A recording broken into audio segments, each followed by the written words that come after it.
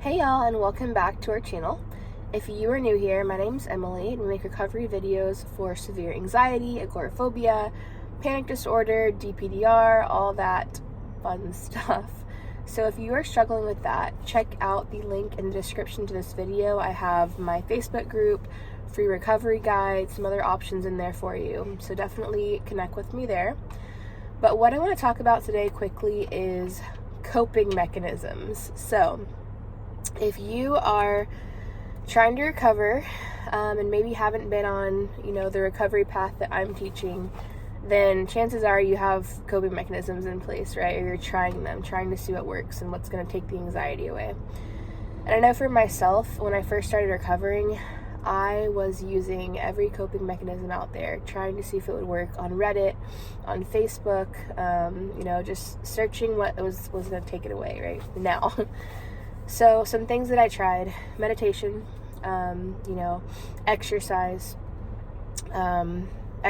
like Pilates or yoga or whatever, Wim Hof breathing, regular breathing, cryotherapy, like cold showers or ice baths, different essential oils, different supplements, little like inhaler thing that was like a Calm-A-Go or something like that, some breathing thing. But I could sit here and list off like 100,000 more mechanisms that I tried. And at the end of the day, what I would tell people is some of these things are not unhealthy, right? Like, there's science proving that meditation and cold showers and exercise is all healthy in general, for people to do. And so that's not the issue. The issue is the mindset behind the coping mechanism. And so the easiest way to figure out, am I using X, Y, and Z to have optimal health, or am I using it to take the anxiety away, is one, when are you using it? So if you are using meditation, for example, every morning at 8 a.m., regardless how you feel, good days, bad days, and you plan on continuing to use it outside of the anxiety cycle, perfect. Now it's just part of your habits, right? Nothing wrong with that.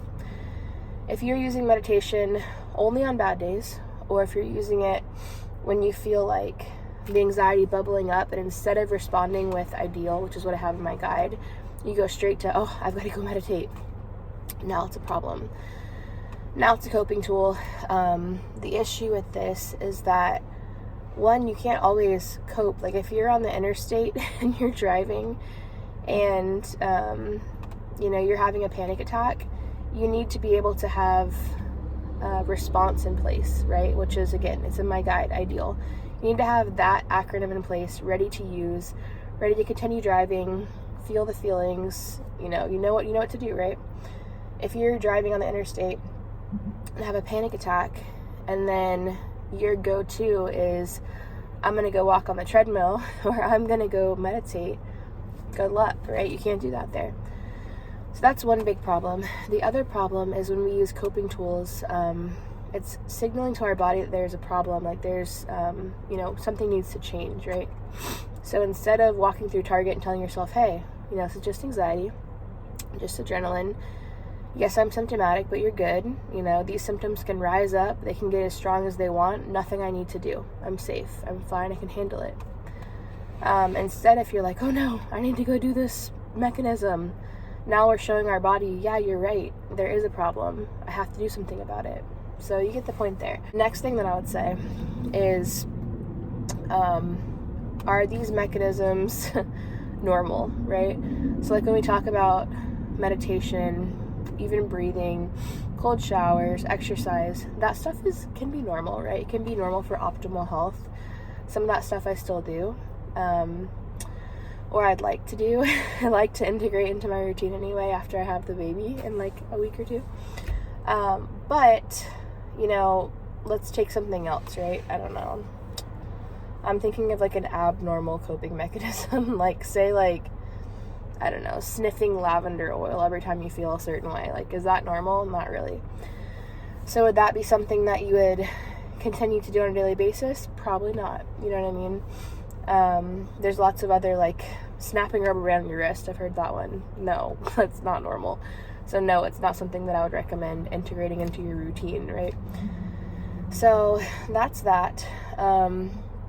Again, when I was recovering, I went through a phase of trying all these mechanisms, and then when I started actually recovering and kind of following something similar to what I teach now, I ended up doing nothing. My diet was trash. I wasn't really exercising much. I was just living my life, right, as normal as possible. And so once I got to a place in recovery where I was pretty far along, then I got back into the gym. Then I looked at what I was eating. Then I tried to add meditation and things like that, you know? And so I wasn't adding them at that point for anxiety. I was adding them for, okay, now we're getting the anxiety under cover, you know, under wraps here. Now I just want to feel healthy, right? Now I just want to focus on my health. So I hope that kind of makes sense and helps you distinguish, because I get a lot of questions where it's like, what meditation should I use? Or what, how much should I exercise? Da, da, da, da. Let me just make it very clear that none of that's going to help you recover, in my opinion, right? Like, you can recover without all of that. The key is response and getting back to normalcy. The rest of the stuff is icing on the cake, and it's more for health.